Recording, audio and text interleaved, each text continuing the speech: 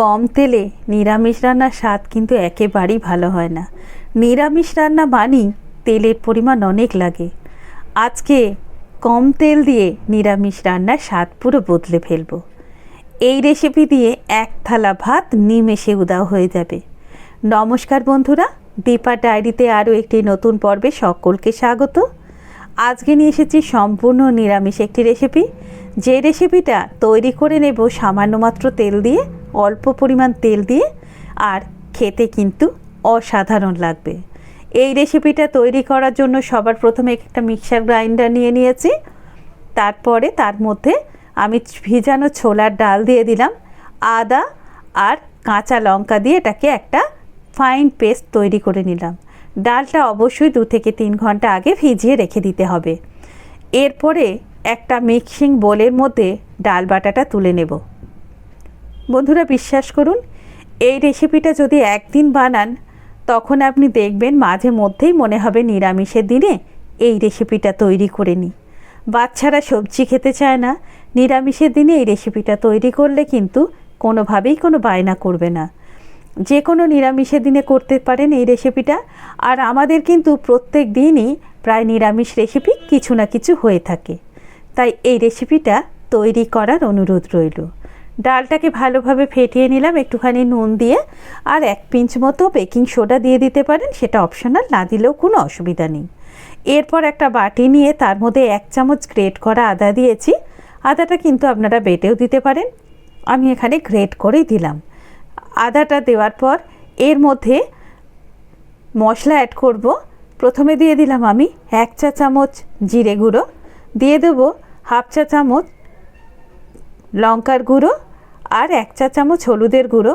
সামান্য একটু গরম জল দিয়ে ভালো করে এটাকে মিশিয়ে নেব, আর এটাকে 10 মিনিট রেখে দেব। গরম জলে এই মশলাটা ভিজিয়ে রাখলে বন্ধুরা একেবারে বাটা মশলার স্বাদ হবে তরকারিতে, তাই জন্য এটাকে একটুখানি ভিজিয়ে রেখে দিতে হবে। গ্যাসের মধ্যে কড়াই বসিয়ে তার মধ্যে তেল দিয়ে দিয়েছি। এরপর ডাল বাটাটা থেকে ছোট ছোট করে বড়ার আকারে তৈরি করে নেব। এখানে যারা বেশি তেল পছন্দ করেন তারা কিন্তু ডিপ ফ্রাই করতে পারেন, আমি এখানে শ্যালো ফ্রাই করেছি। আর আমি যেহেতু কম তেল মশলায় রান্না পছন্দ করি, তাই আমি হালকা তেল মশলাতেই সবসময় চেষ্টা করি রান্না করার। আপনারা প্রত্যেকে দেখেছেন, এ নিয়ে অনেক কমেন্টও করেছেন আপনারা, কিন্তু এটা একটু কমিয়েই করতে হয়, না হলে একটু পুড়ে যেতে পারে। হালকা করে এটাকে আমি সবগুলোকে উল্টে পাল্টে বড়াগুলোকে ভেজে নেব। বন্ধুরা, আপনাদের কাছে অনুরোধ রইল একবার হলেও এই রেসিপিটা তৈরি করবেন, আর কেমন লাগলো আমাকে কমেন্ট করে জানাবেন। যদি ভালো লাগে তাহলে প্লিজ প্লিজ প্লিজ ভিডিওতে একটা লাইক করে দেবেন, বন্ধুবান্ধবদের সাথে শেয়ার করবেন। আর এই কম তেল মশলায় রান্না খেতে চাইলে দীপা ডায়েরি চ্যানেলটাকে সাবস্ক্রাইব করে নিয়ে আমার সঙ্গে থাকবেন। বড়াগুলোকে উল্টে পাল্টে আমি ভেজে নিয়েছি। যেহেতু কম তেলে করছি তাই একটু সাবধানে, একটু সময় দিয়ে এগুলোকে তৈরি করে নিতে হবে। তারপর তুলে নিয়ে আরও 1 চামচ তেল দিয়ে তার মধ্যে দিয়ে দিলাম 2টো ছোটো এলাচ একটু ভেঙে নিয়ে, 1/2 চা চামচ গোটা জিরে আর একটা শুকনো লঙ্কা থেকে ভেঙে নিয়ে 1/2 দিয়েছি। 10-12 সেকেন্ড এটাকে ভেজে নিলাম। তারপরে এর মধ্যে আমি দিয়ে দেব আলুগুলোকে আমি একটুখানি ডান্ডার মতো ডুমো ডুমো করে কেটেছি, সাথে দিয়ে দিলাম কচু। এই কচুটা কিন্তু কচুর মুখী। বন্ধুরা, এটা কিন্তু শীতের যে সবজি আছে আপনি সব সবজি দিয়েই তৈরি করতে পারেন, তাতে কিন্তু বেশি ভালো লাগবে। আর এখানে আলু আর কচুটা দিয়ে আমি একটু মিশিয়ে নেব, মানে নাড়িয়ে চাড়িয়ে ভেজে নেব। আর এই সময় কিন্তু গ্যাসের ফ্লেমটা বন্ধুরা একটু লোর দিকেই রাখবেন, যেহেতু এখানে কম তেল, তাই একটু লোতে রাখলে এটা পুড়ে যাওয়ার সম্ভাবনাও কম থাকবে। এখানে কিছু কুমড়ো আমি দিয়ে দিলাম। তারপরে আবারও ভালো করে এটাকে মিশিয়ে নেব, মানে ভেজে নেব। মেশাতে মেশাতে যখন একটু ভাজা ভাজা গন্ধটা বের হবে, আপনি তখন বুঝতে পারবেন একটু নরম নরম হয়ে যাবে সবজিগুলো। সেই পর্যায়ে যখন আসবে তখন আমি মশলাটা এর মধ্যে দেব, যে মশলাটা আমি ভিজিয়ে রেখেছিলাম। এই মশলাটা যদি এইভাবে ভিজিয়ে রাখেন তাহলে দেখবেন এই স্বাদটা কিন্তু একেবারেই বাটা মশলার মতো স্বাদটা হবে। ভালো করে এটাকে নাড়িয়ে চাড়িয়ে মিশিয়ে নিতে হবে। বন্ধুরা, এই মেশানো হয়ে গেছে, অনেকক্ষণ ধরেই এটা মেশানো হয়ে গেছে। এরপরে মশলাটা আমি দিয়ে দেব। মশলাটা যেহেতু 10 মিনিট আমি ভিজিয়ে রেখেছি, তাই এর স্বাদটা ভালোই হয়ে গেছে। এরপর মশলাটা দেওয়ার পরে ওই বাটিটাতে একটু জল দিয়ে ধুয়ে সেই বাটিটাও এই তরকারির মধ্যে দিয়ে দেব। বন্ধুরা, প্রত্যেক দিনে যে রান্না মানে যে রেসিপি আমি বাড়িতে তৈরি করি আমি সেইগুলোই আপনাদের সাথে শেয়ার করি। যদি কোনো বিশেষ রেসিপি আপনারা বলে থাকেন তাহলে অবশ্যই আমি আপনাদেরকে জানাবো, বানিয়ে দেব। আর এইভাবে আমি ভালো করে এটাকে মিশিয়ে নিলাম। তারপরে এটা যখন মেশানো হয়ে যাবে দেখবেন আপনি কষাতে কষাতে মশলার কাঁচা গন্ধটা চলে যাবে। এটাকে কিন্তু কমিয়ে কমিয়ে মেশাবেন আপনি। সম্পূর্ণ এই মশলাটা কষাতে 5 থেকে 6 মিনিট সময় লাগবে। ভালোভাবে যখন কষানো হয়ে যাবে তখন এর মধ্যে আর একটু নুন দেবো। সামান্য নুন আমি দিয়েছিলাম, আরও কিছুটা নুন দিয়ে 1 চামচ চিনি দিয়ে দিলাম। যেহেতু নিরামিষ রেসিপি একটু চিনি না দিলে স্বাদটা ঠিক ব্যালেন্স হয় না।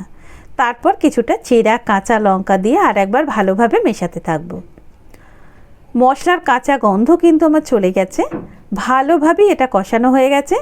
এই পর্যায়ে এসে 2 চামচ দই আমি মশলার বাটিতে ভালো করে ফেটিয়ে নিয়েছি। ফেটানোটা ভালো করে করতে হবে, না হলে এটা কেটে যেতে পারে। তারপরে ওই বাটিটা একটুখানি জল দিয়ে ধুয়ে সমস্ত দইটা এর মধ্যে দিয়ে আরও একবার ভালোভাবে কষিয়ে নিয়েছি।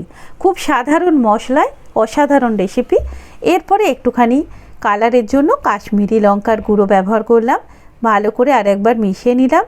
মেশানো হয়ে গেলে এরপরে জল দিয়ে দেবো।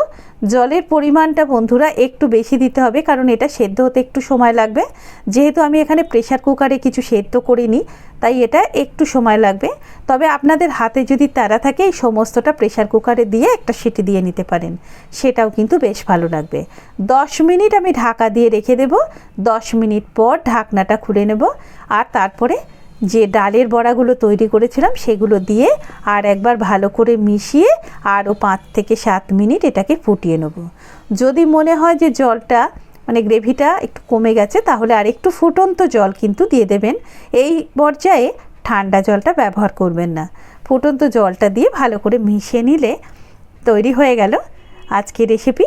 আর এখানে দিয়ে দিলাম আমি 1 চামচ ঘি, 1/4 চামচ গরম মশলার গুঁড়ো, আর দিয়ে দেবো আমি একটুখানি কেশরি মেথি। আপনারা চাইলে কিন্তু এখানে ধনে পাতা কুচি ব্যবহার করতে পারেন। ঘি আর গরম মশলা দিয়ে খেতে কিন্তু অপূর্ব হয়েছিল, বিশ্বাস করুন। যদি আপনি একবার না বানিয়ে খান আপনার হয়তো বিশ্বাস হবে না। এইভাবে একবার অল্প তেলে করে দেখবেন, খেতে দারুণ লাগবে। একটু কেশরি মেথি দিয়ে দিলাম আর ভালো করে মিশিয়ে এটাকে গরম গরম সার্ভ করে দিলাম। দেরি না করে তৈরি করুন। কেমন লাগলো অবশ্যই করে আমাকে কমেন্ট করে জানাবেন। ভালো লাগলে লাইক, শেয়ার, কমেন্ট করার সাথে সাথে চ্যানেলটা সাবস্ক্রাইব করার অনুরোধ রইল। দেখুন কতটা সুন্দর হয়েছে। ভালো থাকবেন, সুস্থ থাকবেন। দেখা হবে আবার নতুন পর্বে নতুন রেসিপির সঙ্গে। আর এতক্ষণ আমার সঙ্গে থাকার জন্য অনেক অনেক ধন্যবাদ।